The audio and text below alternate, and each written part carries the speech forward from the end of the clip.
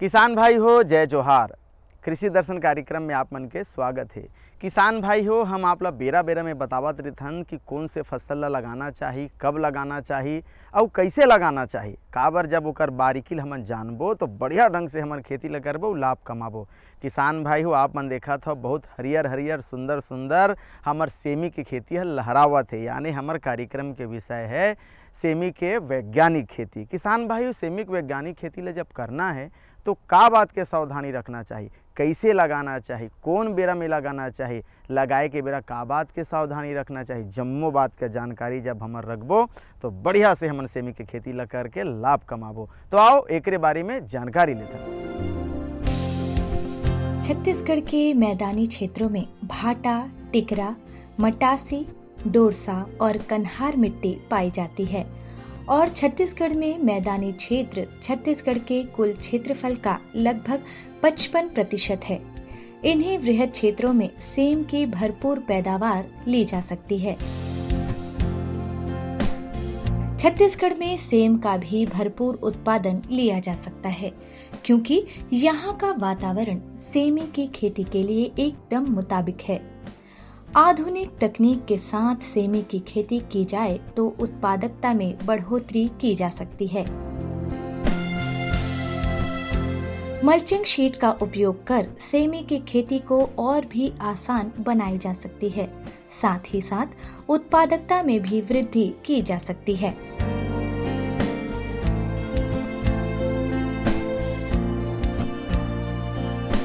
मांदा निर्माण के लाभ के विषय में हम अपने कृषक बंधुओं से कई बार चर्चा कर चुके हैं।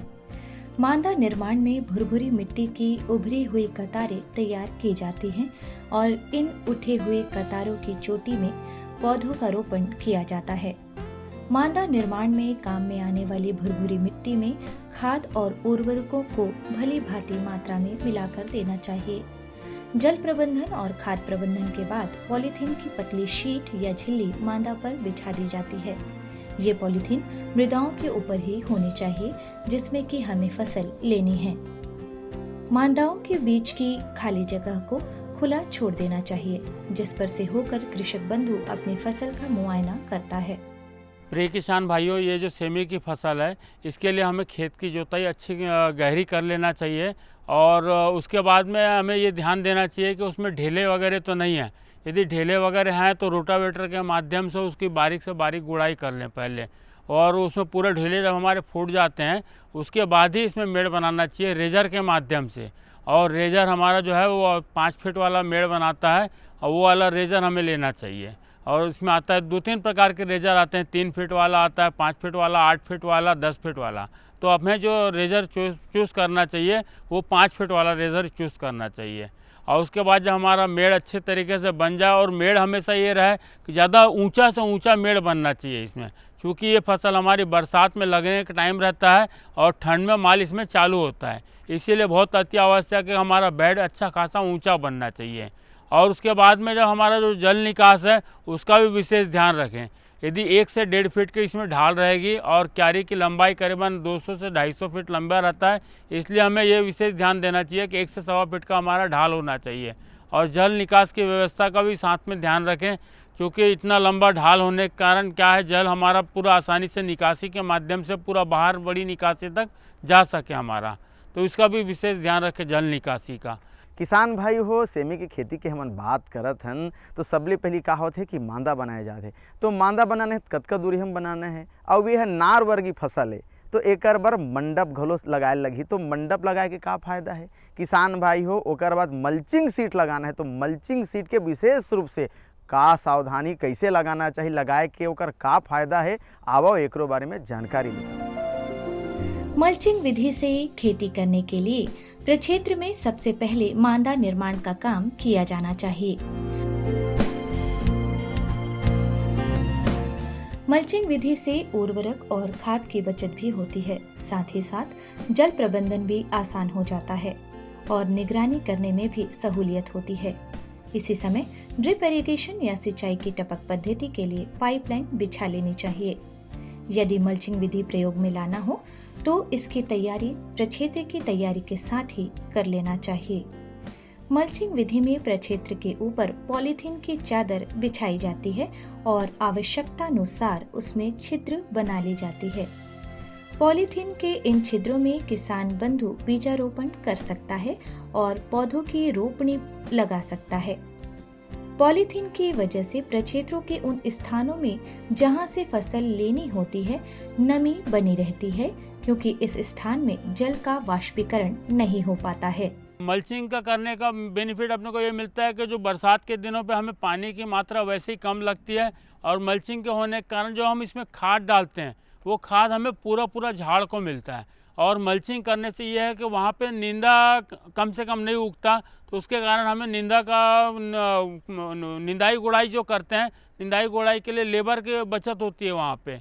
अच्छा, सबसे बड़ा इसके अंदर में मल्चिंग का ये हमें प्लस पॉइंट मिलता है, इसके अंदर में से नमी वाष्पीकृत का जो दर है वो अपन बचा सकते हैं उससे। तो उसके कारण हमें ये मल्चिंग को जब लगाने का जो तरीका है वो ब्लैक हिस्सा हमेशा नीचे की ओर रखें और सिल्वर हिस्सा जो है वाइट वाला हिस्सा है वो ऊपर की तरफ रखें। ये सबसे बड़ा विशेष ध्यान रखना चाहिए किसान भाइयों हमें। किसान भाइयों, सफ़ेद मल्चिंग को ऊपर साइड में रखने का मतलब ये है कि प्रकाश परावर्तन होने के कारण क्या होता है कि ऊपर से जो सनलाइट जो पड़ती है वो रिफ्लेक्ट हो जाती है, परावर्तित हो जाती है। इस प्रकार से परावर्तित हो जाएगी तो अंदर में हमारा जो इसका जो गर्मी जो है वो बराबर मेंटेन करके रखता है उसको, इसीलिए हमेशा सफ़ेद हिस्सा हमें ऊपर में और रखना चाहिए इसका। लगभग हर तरह की भूमि में सेम का अच्छा प्रदर्शन करती है। इसके लिए उत्तम जल निकास वाली दोमट भूमि सेमी के खेती के लिए ज्यादा उपयुक्त होती है। कृषि वैज्ञानिकों के अनुसार सेमी की अच्छी पैदावार के लिए अधिक जल धारण क्षमता वाली डोरसा और कन्हार मिट्टियां उपयुक्त होती हैं। सेम ठंडी जलवायु की फसल है। अधिक क्षारीय और अधिक अम्लीय मृदाएं इसकी खेती में बाधक मानी गई हैं। किसान भाई हो, पानी है तब वानी है, पानी है तो जिनगानी। किसान भाई हो, आप मन जाना था कि पानी के बूंद बूंद के कीमत ला हम लोग समझेल पड़ी। काबर प्रधानमंत्री जी घलो कहा थे कि जल मिशन, यानी वो है जल बचाए के बात करत थे, जल के समुचित उपयोग के बात करत थे। और हम राज्य सरकार घलो है नरवा गरबा घुरवा बारी कहा थे, यानी नरवा यानी पानी ला सहेज एक बात करत थे। तो किसान भाई हो, सेमी की खेती में कैसे ढंग के पानी के प्रबंधन करना चाहिए, जल प्रबंधन करना चाहिए, सबसे अच्छा बात होते ड्रिप इरिगेशन है, जिसमें बूंद बूंद पानी के उपयोग होते, पानी बाँचते, खरपतवार घलो नहीं होए और हमर मन के लागत में कमी आते। तो जल प्रबंधन के आओ जानकारी लेते। हमारे राज्य में औसत वर्षा 1200 से 1400 मिलीमीटर होती है। खेतों में जल वर्षा के उपरांत लगभग पूरे अक्टूबर माह तक उपलब्ध रहता है। सेम की उम्दा पैदावार के लिए सिंचाई व्यवस्था पर भी ध्यान दिया जाना चाहिए। सेम का पौधा भूमि में पर्याप्त नमी चाहता है। इसकी व्यवस्था भी आधुनिकतम हो तो और भी ज्यादा बेहतर होता है। मल्चिंग विधि अपनाने पर जल की अपव्ययता पर पूरी तरह से अंकुश लगाया जा सकता है। इसमें सिंचाई के लिए टपक पद्धति या ड्रिप इरिगेशन अपनाई जाती है। जल निकासी का भी ऐसा इंतजाम होना चाहिए कि जल का आवक जावक बराबर बना रहे। सिंचाई को लेकर दिखाई जाने वाली जरा सी सावधानी बहुत अच्छे परिणाम दिखाने वाला होता है।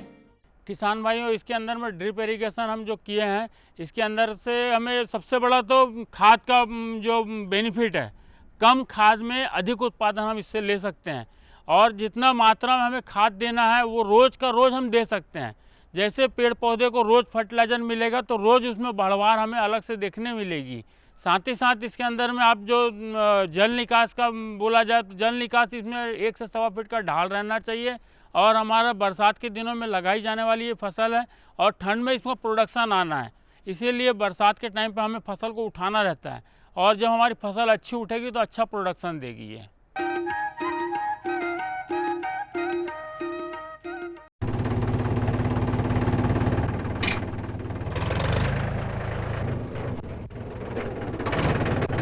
अरे हरकू वाह, बीज, कीटनाशक और आज खाद भी।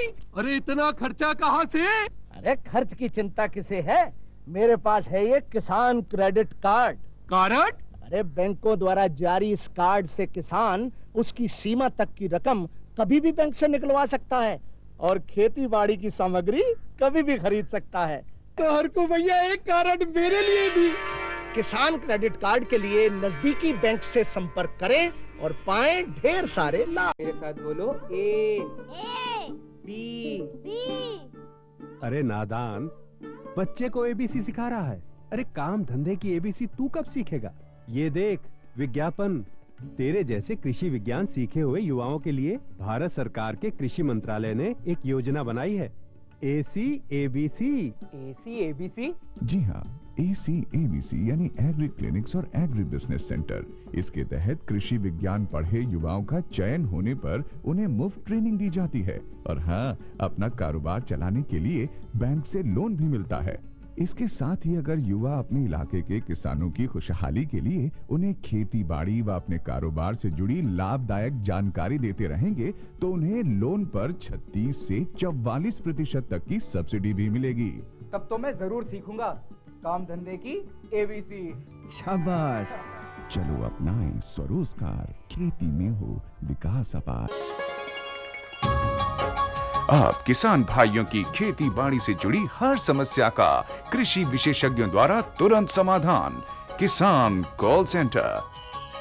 आप भारत के किसी भी प्रदेश में रहते हो, कोई भी भाषा बोलते हो, आपकी समस्या चाहे फसल की बीमारी की हो, खाद की, पशुपालन की या कृषि से जुड़ी नई तकनीक की, अपनी समस्या का अपनी ही भाषा में समाधान पाने के लिए आप देश के किसी भी कोने से डायल करें 1551। विशेषज्ञ द्वारा आपको दी जाने वाली ये सलाह बिल्कुल निशुल्क है। ये सुविधा प्रातः 6 बजे से रात्रि 10 बजे तक निशुल्क उपलब्ध है। किसान कॉल सेंटर यानी 1551।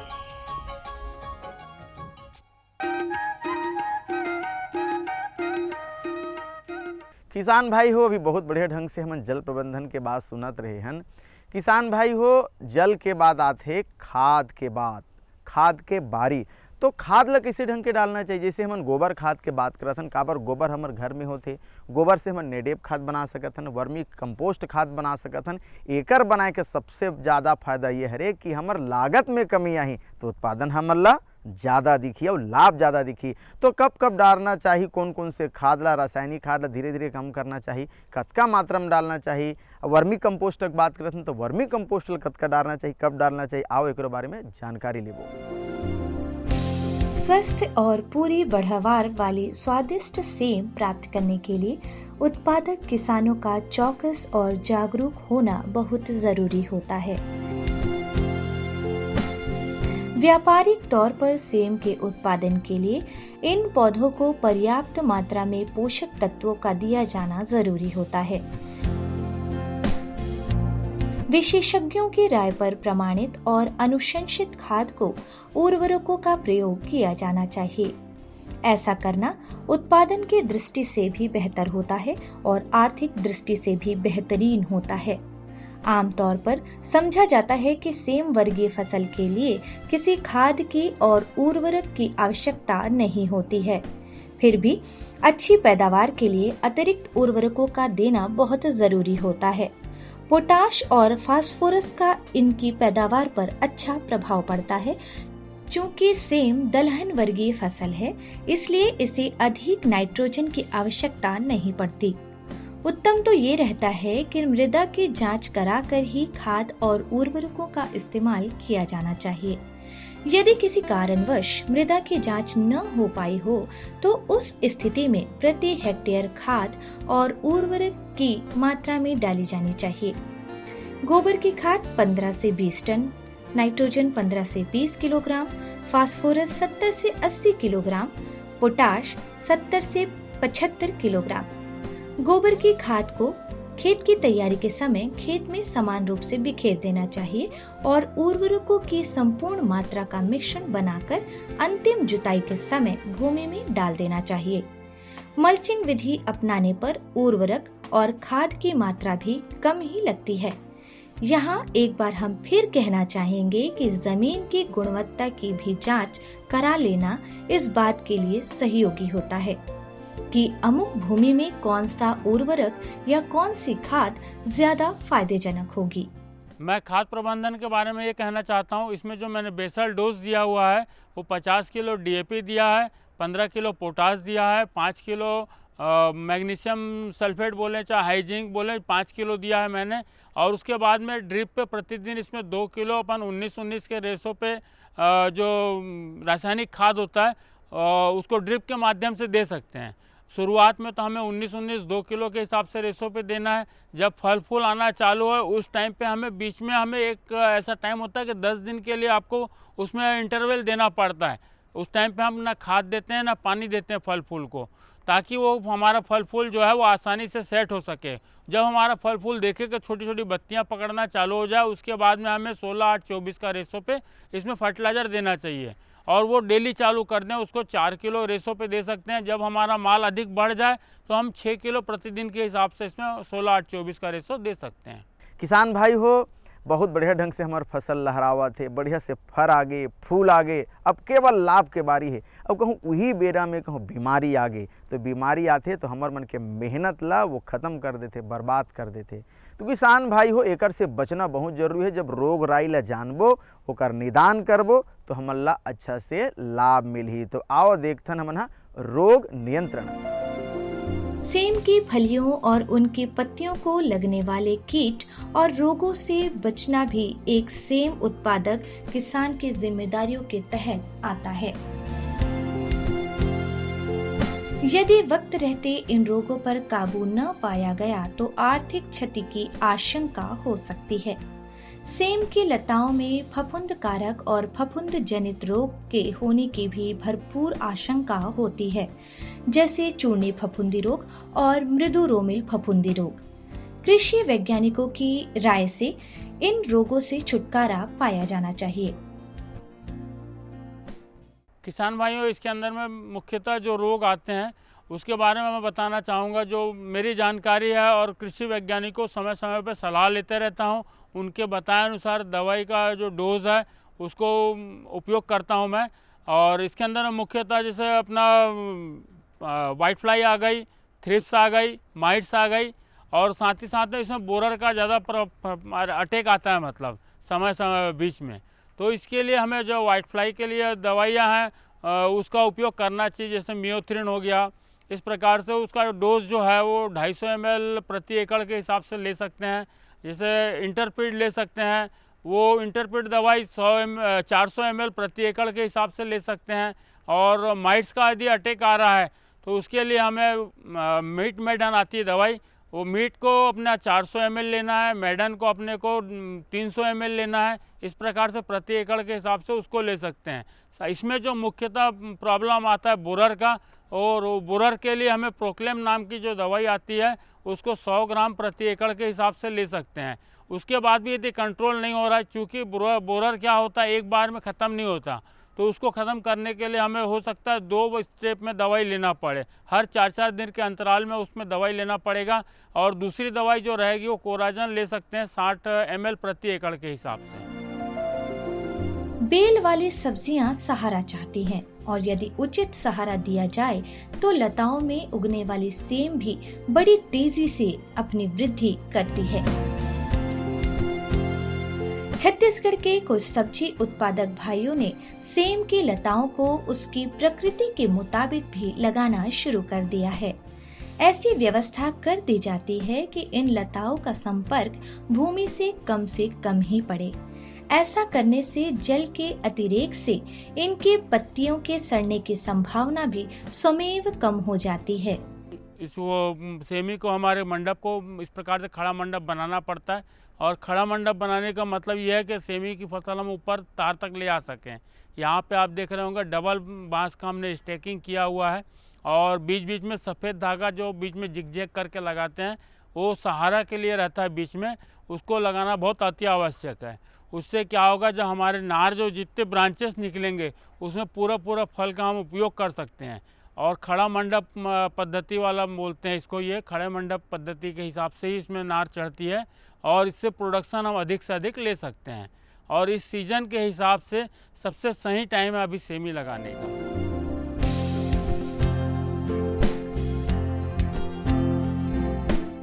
एक पंडाल नुमा रचना इस काम के लिए सबसे उपयुक्त होती है। ये व्यवस्था इसलिए भी बेहतर मानी जाती है कि इस तरह से सेम की फली की बढ़ावार का भी आकलन भली भांति की जा सकती है और तुड़ाई भी आसानी से हो पाती है। मानुष तन पाके जर जीना गानी, ओ नार तन पाके जर जीना गानी।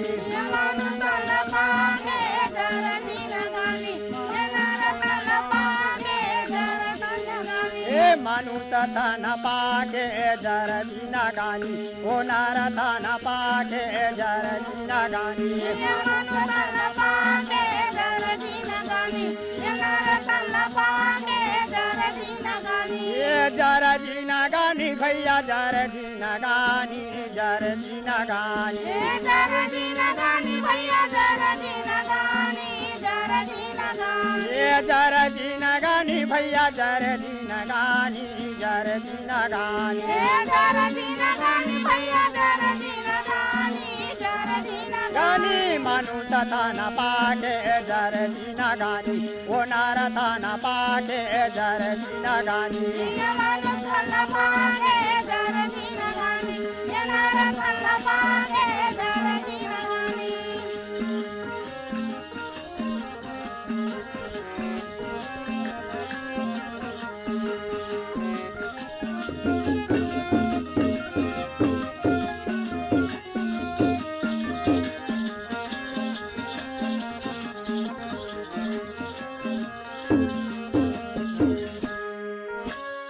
आधा उम्र हो गया तय गुरु नहीं बनाए, गुरु नहीं बनाए।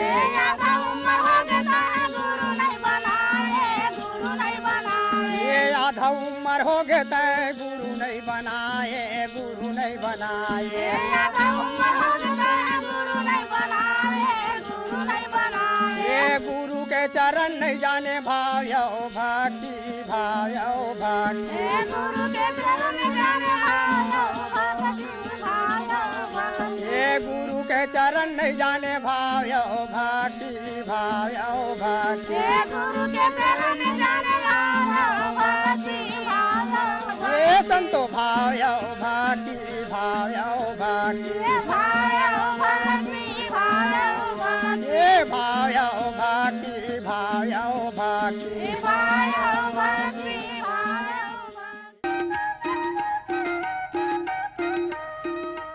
किसान भाइयों, बहुत बढ़िया ढंग से हमन सेमी के खेती के आधुनिक जानकारी, वैज्ञानिक जानकारी हमन लेवत रहे।